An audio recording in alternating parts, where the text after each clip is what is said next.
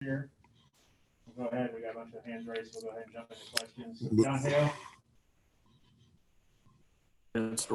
There was some joking about how many passes you were going to call to the tight ends this bowl game since you're in charge, but also as you've watched what the Rams do with their offense and what Liam's going to bring to Kentucky, just how excited about you for the way your guys at that position are going to be used moving forward? Yeah, I know. To answer your first part, I made a comment to somebody saying, it's like being a governor of a state and then you become the president. You're all about your state, and then now you got to worry about the whole country, and that's how it is with the offense now. I want to throw to the tight ends, but we also got to look at the bigger picture, what's good for what's going to make the offense go. So I'm excited about that. The tight ends have been playing pretty good the last 4 games. We've been heavily involved in the pass game, but they're always going to be involved in the run game.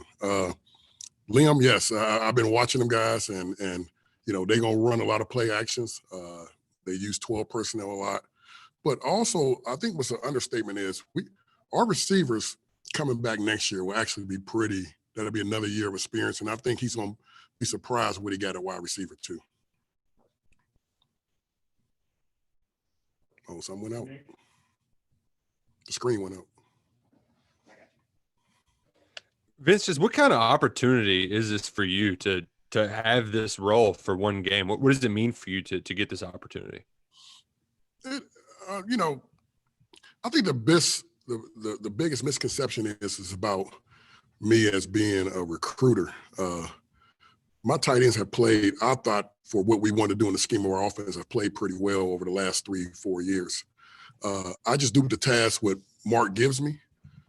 Heading up, whether it was coming out of Ohio and going to Kentucky and recruit, whether it's heading up the NFL stuff, dealing with our guys making decisions and getting, grades back for the NFL. So whatever he give me, I'm going to take it on, with an honor and, a demeanor that, hey, I'm going to do my best job.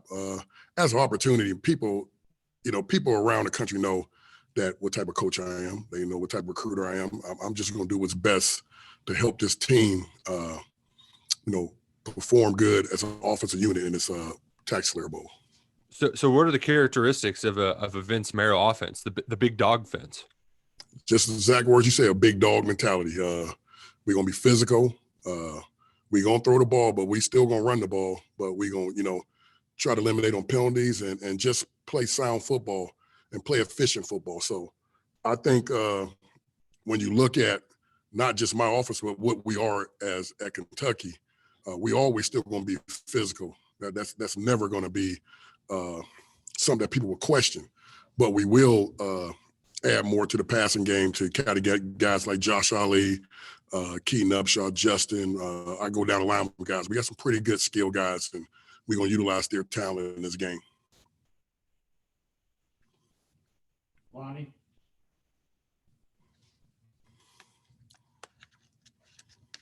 My man Lonnie, probably got to unmute. I'll unmute you. Listen, are we there now? Yeah. Happy New Year.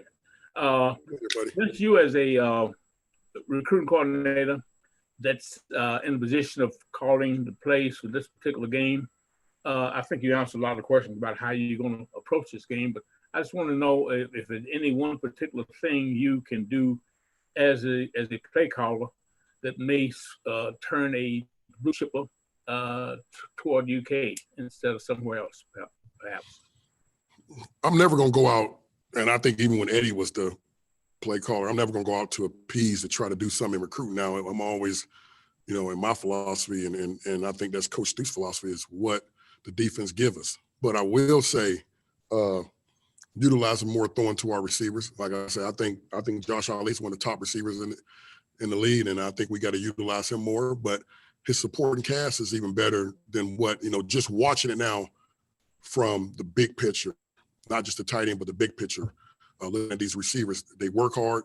They actually, I think people don't think they have as much talent as people say, but I really believe these guys going to really, really step up and do what we want to do in this offense come Saturday. Josh. Vince, you mentioned your role there as an NFL liaison. What kind of feedback are you getting on guys, and what are your expectations as far as, you know, maybe how, I know there's a lot to sort out, so the combine and everything, but what are you kind of seeing here in the next few months for those guys that are going? Well, I only would talk about our seniors. You know, some of these young guys got decisions to make, and that's when it comes back, you know, that'll come back to Coach Stoops. Me and Coach Stoops been on phone with a lot of GMs, a lot of personnel guys. And, you know, I remember when we didn't have a guy drafted, and I think I put out a tweet saying this will be the last time this happened. Well, 5 of them ended up coming back. They came back for their senior year because I knew some of them guys were good enough. That was Josh Allen in them group. But I feel that we always have guys drafted. And the good thing that you would see right now, if you watch the NFL, you see a lot of our guys producing pretty well. And a lot of guys signing, you know, I really hate what happened to Bud, but I think Bud was going to sign a big time deal and still probably will. But I like from 2014 to our guys being in the NFL, you see a lot of them guys producing. So I'm getting great feedback. They know that Kentucky don't look the way they used to look when these guys used to come in here. They know that now you start seeing a lot of more scouts here. You start seeing GMs coming here. You start seeing college directors coming here because we are recruiting them guys and we are developing them guys. I feel real good about a couple of our guys getting drafted this year, and that's not even counting the underclassmen. You know, Darian still got, you know, decision he got to make. I think, you know, Jamin and a couple of other guys got decisions. But in the long run, one thing I know about Coach Stoops is he never tell guys to stay. He just give them the information. And at the end of the day, they got to make what's best for their family. We have a record of guys coming back, and it was more, can they increase their value? So there's some guys that can't say their name. You know, they come back, they will increase their value immensely. So, you know, we just going to go from there. When Mark get that grade back, which can be any day, you'll start seeing some decisions being made.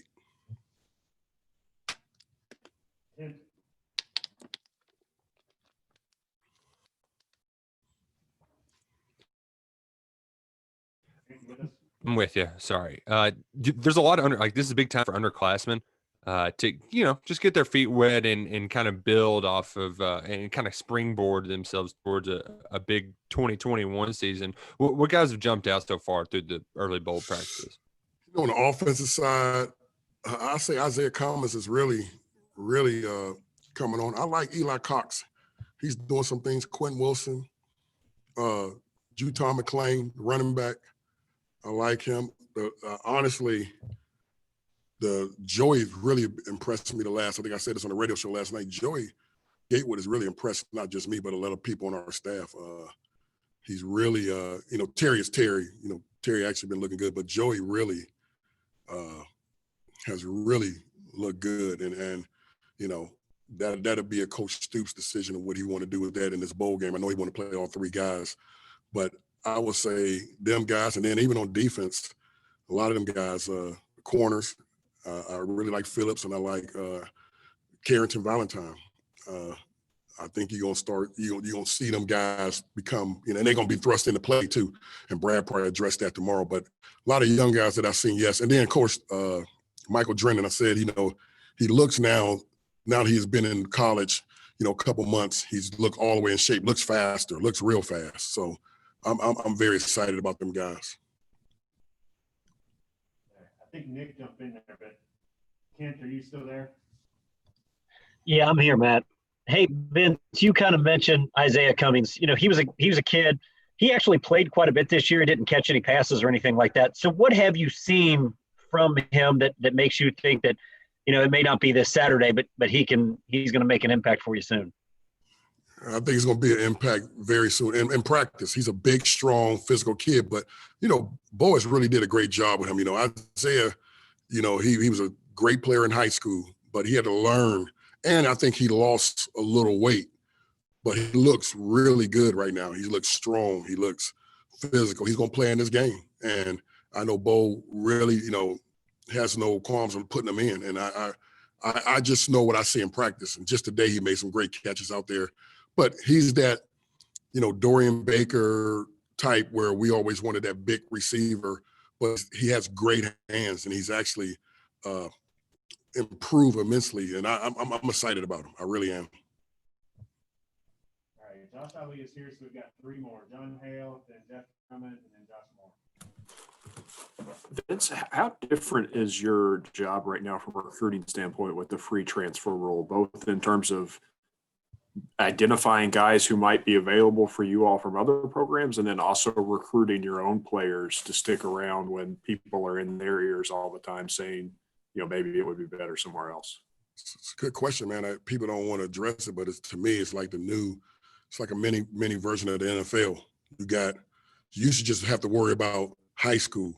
And then the pros, they got a college director and they got a pro personnel director. The pro personnel director just looks at other guys on other teams who they think they may want to sign when they contract up. And then the college director deal with the college things. So it's kind of like with us now. We got a high school, we got to deal with the high school stuff. But now you got to also say, let's be honest, you got to look at other rosters to, plug guys off to say, okay, can this guy, he goes in the transfer portal, you're getting a guy that maybe played a year or 2 years. That's like getting a junior college guy who don't have to sit out. So it's a new world, and we're gonna have to adjust to it. But it's definitely gonna make college recruiting. It's gonna take it to another level. Yeah.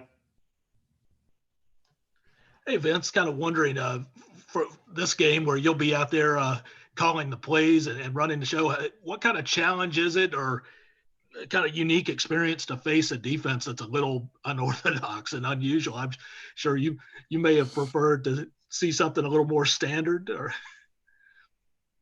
Yeah, that's a good question. But, I actually went back and watched the Mississippi State game. They don't move as much as Mississippi State, but it's 3-3-5 stack. I think Josh Esteswall and Cody Lacina, a lot of them guys did a really good job helping me as how we broke down these guys. I think we're going to have a great plan. And we really, I know y'all just talked to Drake. It really helps when you got an experienced guy like Drake and Landon and Luke and them guys and Darian and actually Justin Riggs, some guys have played a lot of football up front. So, hopefully it makes my job easier. But I definitely do not like a 3-3-5. Kind of remind me when you was in high school, I was a head coach and we would play the wing tee. I hated seeing that, and you got to prepare for that stuff. So, but hey, that's why they pay us money, and we will go out and execute and try to do what we need to do. All right, we'll wrap up with Josh Moore, and then we'll get Josh Ali on here for you guys. Hey, Vince, I want to go back to the transfer portal real quick. I know it's kind of a wrinkle that everybody's trying to figure out, but for players, I was scrolling through the list of guys. There's a lot of guys that go into that, and I don't know where they, it seems like there's not enough places for these guys to land. How do you just see that part of this whole equation shaking out? Like, do you think that takes care of itself eventually, or is it going to just, guys always looking for new home? There's always going to just be people left out. Kind of. I'm gonna be honest. If my son was a college football player right now, and he took his butt in that transfer portal, he better have a place to go. Some of these guys are just jumping in that thing just off emotion. They may not played, they ain't figured things out, and they just think, hey, I'm gonna have a scholarship waiting for me somewhere else. Well, you got to realize some scholarships are already taken up for the year, and some schools might not even have them until that next, year eligibility is up or when the football season is over. So it's good on one behalf for us if we're looking for a guy in a portal, but there's a lot of kids who have jumped in that portal and they're actually still sitting at home. And because you don't have, junior college season haven't started yet. Some guys with the junior college, but they didn't play this fall.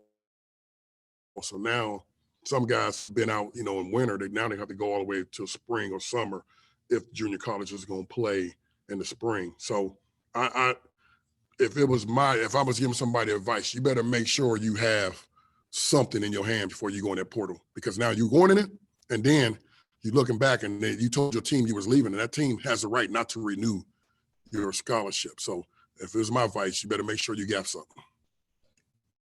All right, everybody, I appreciate it. We'll get Josh on here. Thank you, guys.